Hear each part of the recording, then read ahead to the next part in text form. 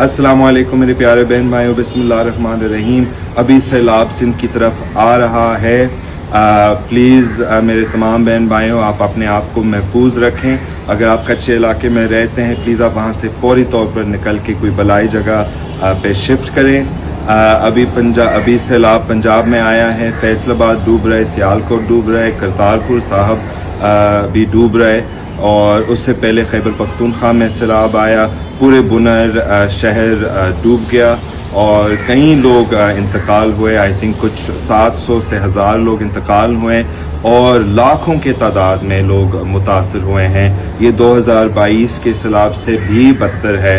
हम उनके साथ हमदर्दी करते हैं। ठीक है, हम मुख्तलिफ कौम हैं, हम अलग अलग ज़ुबान बोलते हैं, मगर फिर भी हम एक ही पानी पीते हैं और हम एक ही सिंतास निज़ाम पर डिपेंड करते हैं। तो प्लीज़ आप अपने आप को महफूज रखें, क्योंकि मुझे ऐसे नहीं लगता है कि सिंध गवर्नमेंट आपको महफूज रखेगा।